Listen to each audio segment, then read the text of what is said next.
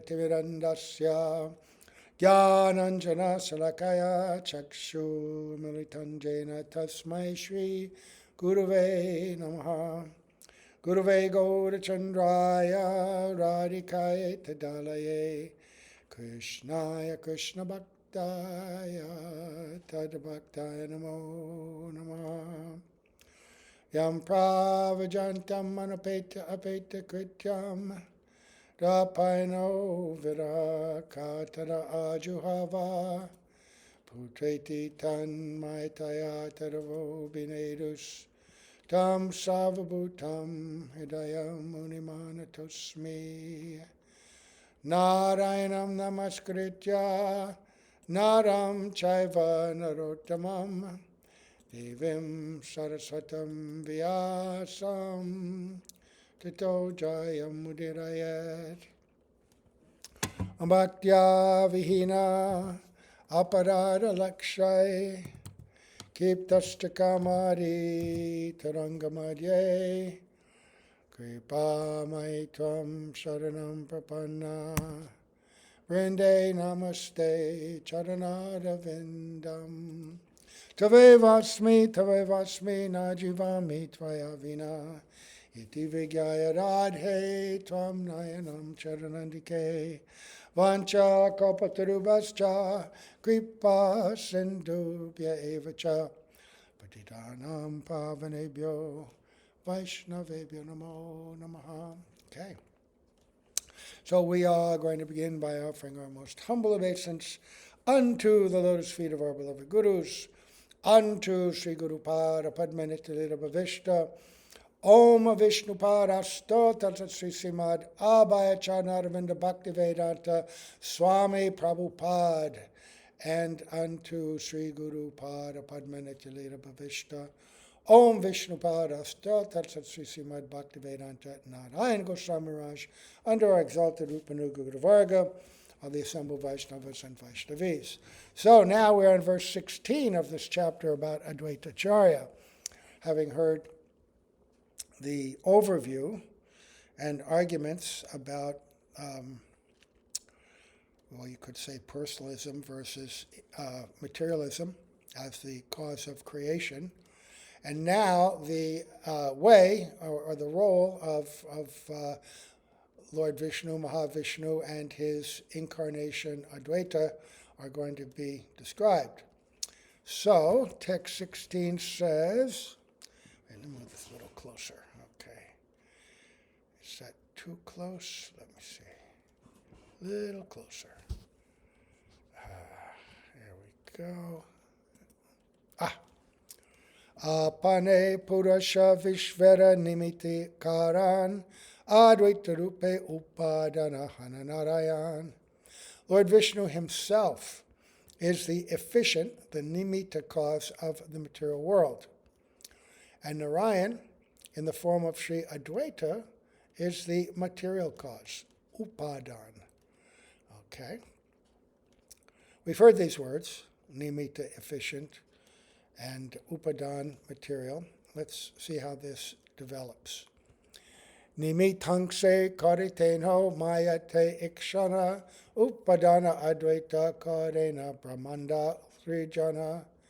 Lord Vishnu, in his efficient aspect, glances over the material energy, and Sri Advaita, as the material cause, creates the material world.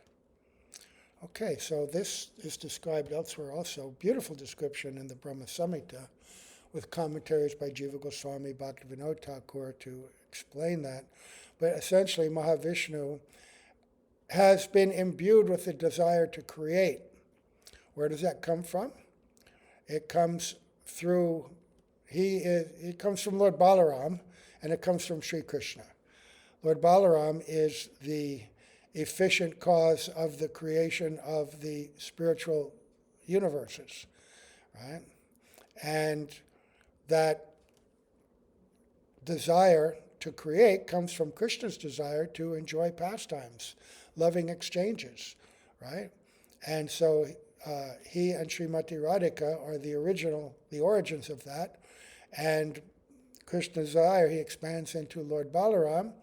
Lord Balaram is the predominating deity of the Sandhini Shakti, which is the basis for existence for all things, right?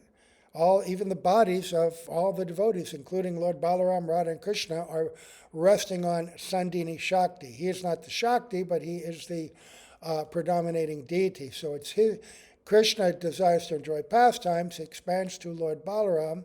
The energy of Krishna, the Shakti of Krishna, then performs that function, right? So that same desire to create the material universes is contained within Mahavishnu. He's an expansion from the second Chaturvyuha of Sri Baladev.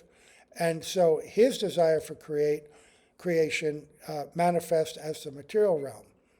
And so he glances over towards that material energy, but he himself does not directly connect with the material energy. It's described that a semblance of his glance is actually the energizing entity. The semblance of his glance is that Shambhu, who is also known as the time factor, and Shambhu carries that desire for creation and impregnates it into Mahamaya, right? We heard this the other day. And by the combination of these two, he's the material cause because he brings the living entities, right? And and then he injects her, and with the living entities injected into this dormant material energy, then she, by her energy, manifests step by step, being energized by the desire of Shambhu and the power of Shambhu. So, yadyape sankyamane pradhan karana jada haite kabuna he jagat srinjana. Although the Sankhya philosophy accepts that the material ingredients are the cause, the creation of the world never arises from dead matter. Right, because the material ingredients, there is a sequence there. They have a role within the cause and effect, but there's a cause that precedes them, which the Sankhya philosophers and material scientists can't detect. But intelligent persons, theistic persons, realize that there has to be a cause beyond dead matter, because dead matter doesn't have the attributes required for creation and intelligent organization.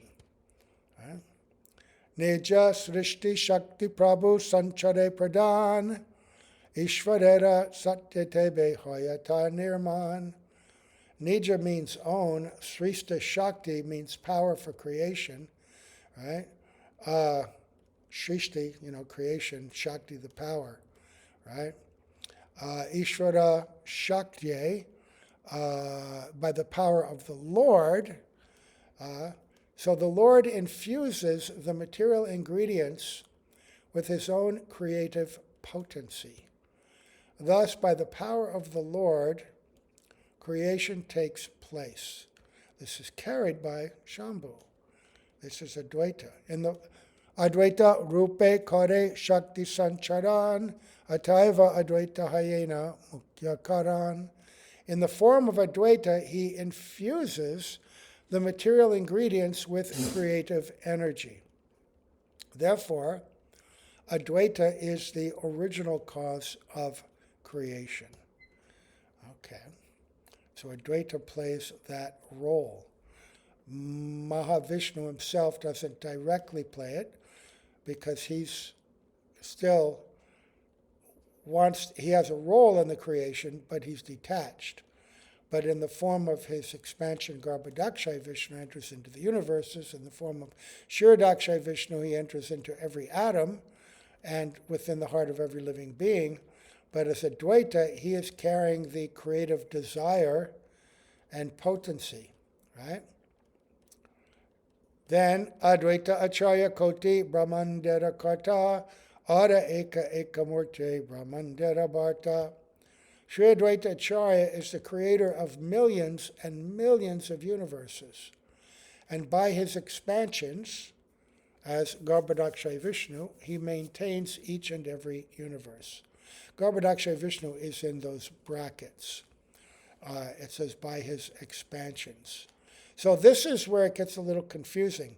And this is where we have to deeply consider the nature of Achintya Bhed Abhed.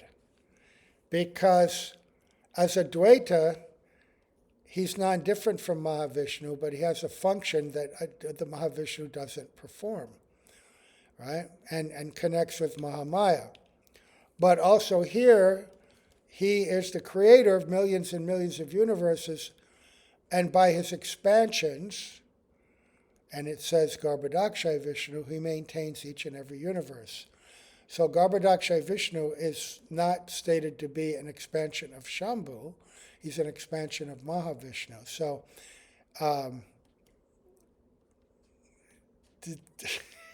so different and non-different. So, Sahi Nayayan Nera Mukya Anga Advaita Anga Shabde Angsakari Kahi Bhagavata. Sri Advaita is the principal limb, Anga, of Narayan. Srimad Bhagavatam speaks of limb as a plenary portion, Angsa, of the Lord. So Advaita, then we can't have any doubt that he is also a fully empowered incarnation.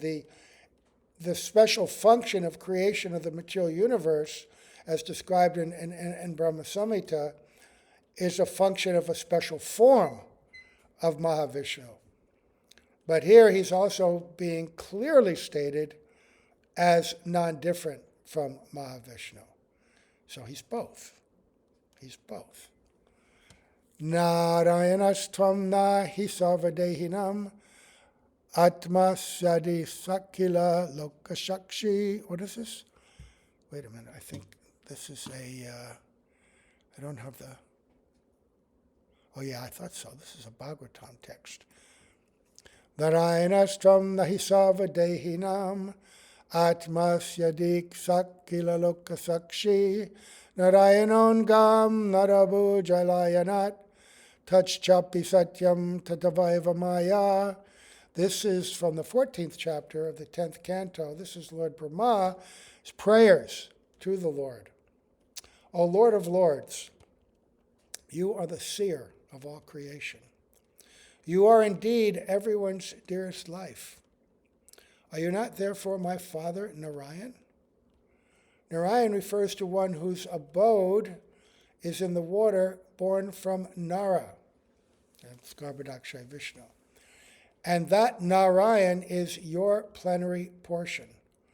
All your plenary portions are transcendental. They are absolute and not creations of Maya.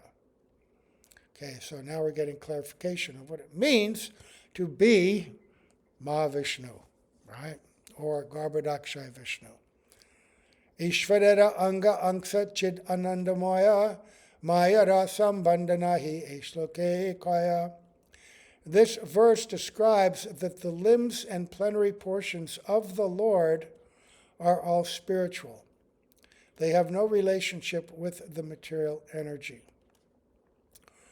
Angsana kahiya kene kahatanre anga angsa haite angayate haya antaranga. Why has Sri Advaita been called a limb and not a part? The reason is that limb, anga, implies greater intimacy. Mahavishnura angsa advaita gunadam ishvare abhedatene advaita purnanam. Sri Advaita, who is a reservoir of virtues, is the main limb of Mahavishnu.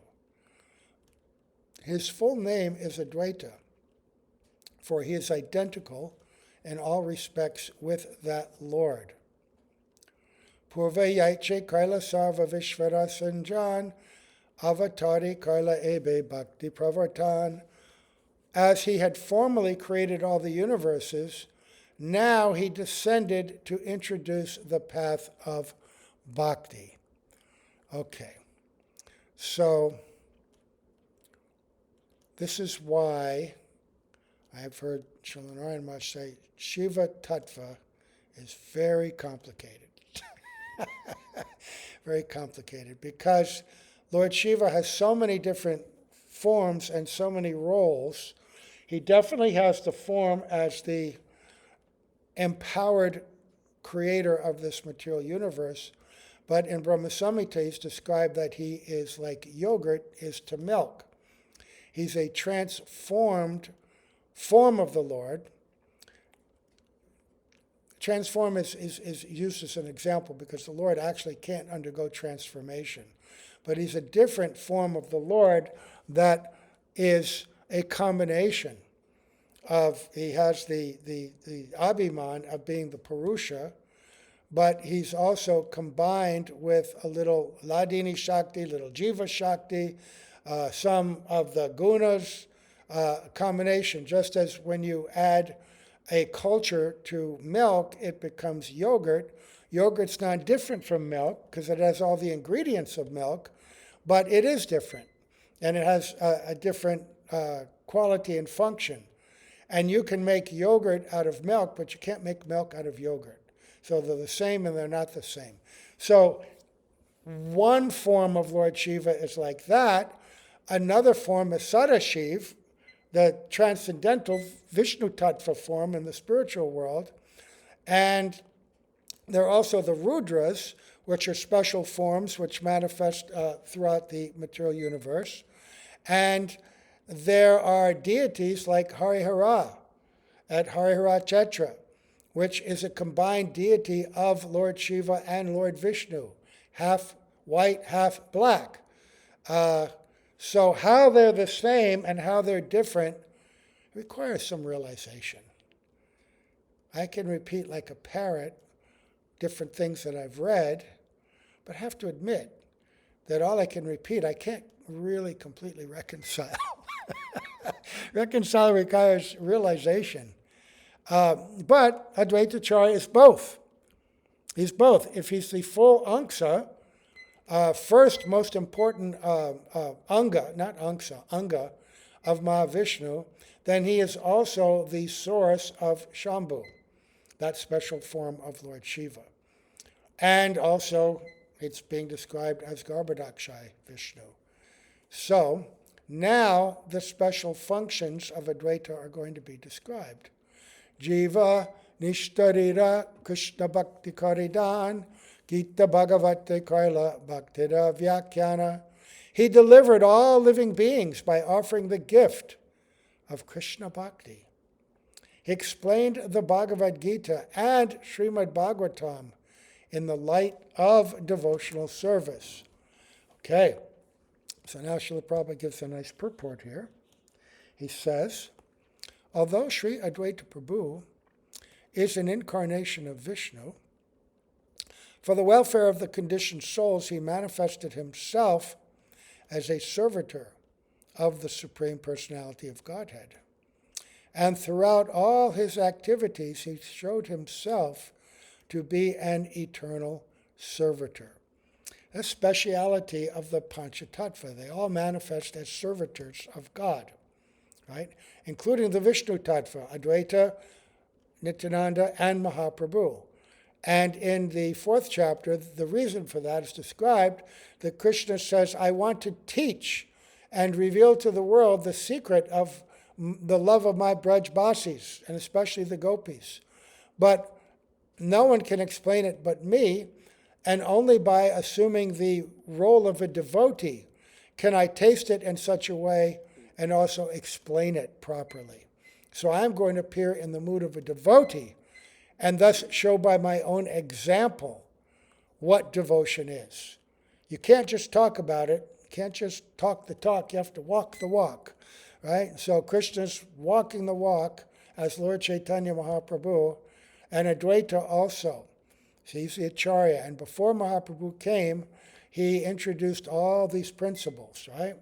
He's a disciple of Madhavendra Puri, right? The guru of Ishvara Puri.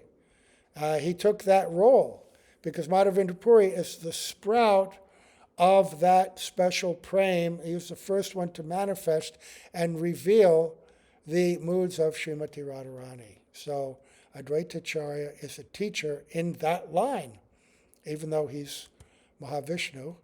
Mahaprabhu himself is coming in that same line, even though he is the Lord himself. So they're teaching by example.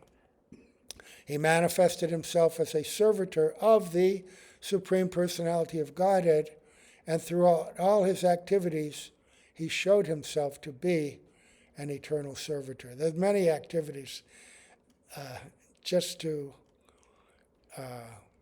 invoke that relationship.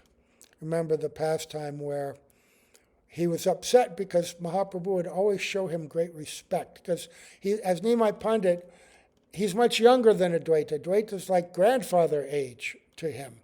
And so he's always offering him respect. But Advaita wanted to serve the Lord, not to be respected by him. So he went off and began teaching Mayavad philosophy. And when Mahaprabhu heard about it, he ran to that place and began to beat him. And he beat it. He just lost his mind in a sense, Mahaprabhu. I've come to teach devotion, and now you are supposed to be my servant. You're teaching this, that which I've come to destroy. And he was so enraged, he was beating him. Mahaprabhu, very big and strong and fully youthful, and Advaita older, beautiful but older. And Advaita's wife, Sita Thakurani, seeing this, goes, "Oh, please stop. You're beating him. Do you want to kill this old man?" And Nimai Pandit, Mahaprabhu, came back to sense. And he said, "Oh God, what have I done? I've been beating my respected Advaita." And he became so ashamed. But Advaita, his purpose fulfilled, got up and began to dance. Now he's treating me like a servant. I've acted inappropriately, and he's beat me. He's recognized me as his servant, and he's dancing ecstatically. And Mahaprabhu is ashamed. Many pastimes with Advaita. We heard some earlier, Advaita and Nityananda arguing and chastising each other in a special kind of love quarrel, where behind those words of criticism were great praise and love. So, he showed himself to be an eternal servitor. Lord Chaitanya and Lord Nityananda also manifested the same principle, although they also belong to the category of Vishnu. If Lord Chaitanya, Lord Nityananda, and Advaita Prabhu had exhibited their all-powerful Vishnu potencies within this material world, people would have become greater impersonalists, monists, and self-worshippers than they had already become under the spell of this age. Because if they didn't manifest their devotional qualities, servitorship, humility, and show the aspiration of devotion as being the greatest opportunity for the jivas in this world who had not awakened devotion would have thought, "Oh, look at them. They're practicing this process, but look, they've become God. I can also become God if I do this bhakti," right? Or I can also become all-powerful. You know, the inherent material aspirations and desires of the living being that's not awakened love of God, impersonalism is actually the greatest independent desire, because it means to experience full spiritual bliss without having to serve, right? Being freed from all material limitations and entanglement and merging with the all-powerful one spiritual energy, become one with the greatest, become the greatest oneself. And the greatest has manifested itself in the form of Lord Chaitanya Nityananda. You know, the Brahman has manifested itself in their form. And we can also be like that. You know, that would pollute bhakti if they had shown themselves. That's why when he did show himself as God, he showed it only to those who had fully manifested the quality of devotion, and then it was Yuga Avatar as teacher, but for his own part, he still practiced and mostly wanted to be absorbed in the mood of a devotee, and would not tolerate most times being treated as God. This was a temporal thing that he did to instill faith and teach the Yuga Dharma, but then he passed that off, the teaching of the Yuga Dharma, to Nityananda and to others, and in Puri mostly expressed and experienced the mood of devotion, to show that the beauty in the mood of devotion is the highest, that even God himself wants to taste and be in that mood. So, therefore, the personality of Godhead and his different incarnations and forms played the parts of devotees to instruct the conditioned souls how to approach the transcendental stage of devotional service. Advaita Acharya especially intended to teach the conditioned souls about devotional service. The word Acharya means teacher. The special function of such a teacher is to make people Krishna conscious. A bona fide teacher, following in the footsteps of Advaita Acharya, has no other business than to spread the principles of Krishna consciousness all over the world. The real qualification of an Acharya is that he presents himself as a servant of the Supreme. Real Acharya, real Guru, is not parading as Guru. Coming in, all of my servants, I'm accepting the service, I'm Guru. They are actually acting as the greatest devotees. The most humble, the servant of the servant of the servant. That was the astonishing thing when you saw the life of Srila Prabhupada, life of Srila Bhaktivedanta Narayan Maharaj, and in fact so many other extraordinary personalities. You could not help but see that they were imbued with the mood of humility and service, and were humbly, constantly serving, constantly absorbed in the manobhishta of their own guru. Right? It's said that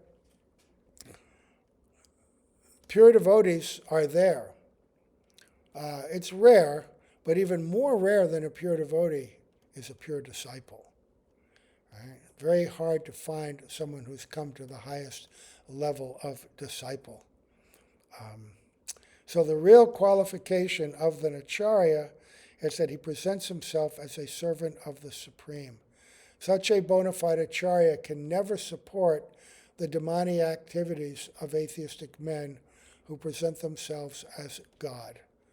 It is the main business of an Acharya to defy such impostors posing as God before the innocent public. And they don't have to pose just as God directly. They hide it sometimes too. But they control themselves, and because they're atheists, they create conditions and belief systems in this world that try to degrade and undermine the principles of theism. Right? And so we should never intermingle or mix with them, think that somehow or other that we get some benefit by that. No. Bhakti upadesha vino tanra nahi karya ataiva namahoila Advaita Acharya. Since he has no other occupation than to teach devotional service, his name is Advaita Acharya. Vaishnavara Guru Teno Jagatera Arya Dui Nama Milane Hoila Advaita Acharya.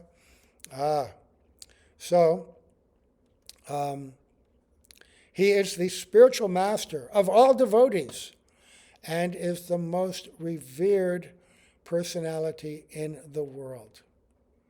By a combination of these two names, his name is Advaita Acharya. Here, Arya, it means respectable personality, right? Doesn't mean a race.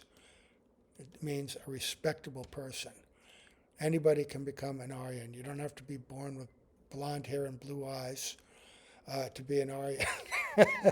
Yeah, even that, so-called followers of Vedic principles take them and misuse them. You know, the whole German thing in the 30s and 40s, perfect example. Taking the swastika, taking the idea of Aryan, and completely misapplying it. So purport, Sri Advaita Acharya is the prime spiritual master of the Vaishnavas, and he is worshipable by all Vaishnavas. Vaishnavas must follow in the footsteps of Advaita Acharya, for by doing so, one can actually engage in the devotional service of the Lord. So study and follow, that's where we're studying and following his teachings now, praying for his appearance day. Kamala nayanara tenho jate anga angsha, kamalaksha koridore nama avatangsa. Since he is a limb or part of the lotus-eyed Lord, he also bears the name Kamalaksha. That's the name he was given when he was young, lotus-eyed. He was very beautiful, Advaita Acharya. Very beautiful, extraordinarily learned, very powerful.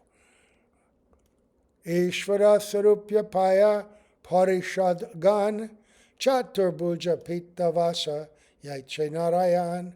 His associates have the same bodily features as the Lord. They all have 4 arms and are dressed in yellow garments like Narayan. Advaita Acharya Ishvara Anksavarya Tanra Tattva Namaguna Sakali Ascharya. Sri Advaita Acharya is the principal limb of the Supreme Lord.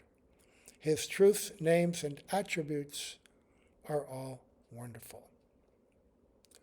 He worshipped Krishna with tulsi leaves and water of the Ganga. Yanhara tulasi jale, yanhara hunkare, hunkar, loud roar. Swagana sahite chaitanya avatare.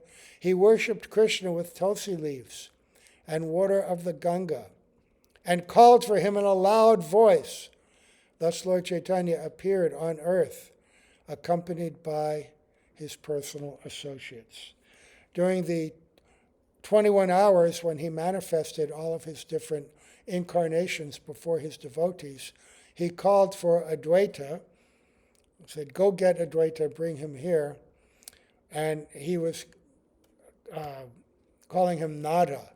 Nobody knew what Nada meant, but Nada was another name for Nara. And Nara is another name for Narayan.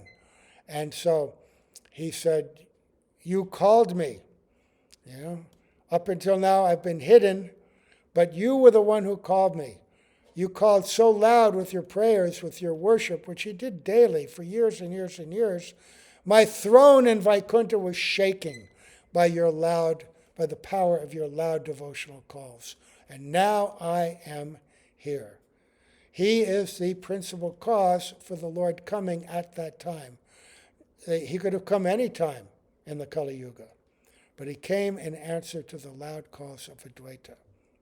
Yanva Dwara Kaila Prabhu Kirtana Prachar, Yanva Dwara Kaila Prabhu Jagat Nishtara.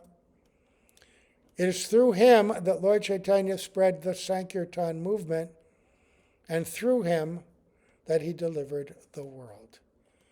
Acharya Goshanira Guna Mahima Apar, Jiva Kita Kotaya Pai Ebekatarapar. The glory and attributes of Advaita Acharya are unlimited. How can the insignificant living entities fathom them? Acharya Gosani Chaitanyara Mukya Anga Ara Eka Anga Tanra Prabhu Nityananda. Sri Advaita Acharya is a principal limb of Lord Chaitanya. Another limb of the Lord is Nityananda Prabhu. Prabhuda Upanga Srivasadi Bhaktagan Hastamukha Neta Anga Chakrati Astasama. The devotees headed by Srivas are smaller limbs. They are like his hands, face, and eyes, and his disc and other weapons. And with all of them, Lord Chaitanya performed his pastimes, and with them he spread his mission.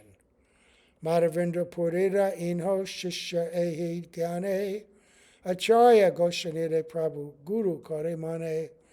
Thinking, quote, he Advaita Acharya is a disciple of Sri Madhavendra Puri, Lord Chaitanya obeys him, respecting him as his spiritual master. Right. That's what we mentioned before, and there's a little purport. And it all connects with this one verse. So this verse is where we will start tomorrow. We offer our obeisance to our divine spiritual master, Srila Prabhupada, and Srila Bhaktivedanta Narayan Goswami Maharaj, to all of our Rupanuga Guru Varga, all the Samba Vaishnavas, Vaishnavis. Pray for some realization. This is fairly technical, really technical, actually. It definitely requires realization. But it's beautiful to hear and to contemplate. And as Krishna's Kaviraj says, by doing this, trying to tackle these complex philosophical matters strengthens the mind, strengthens the faith, broadens our understanding, right? There's not some simplistic, sentimental conception. This is a deep, broad, vast science. Gaur Premanande, Hari Hari Bol.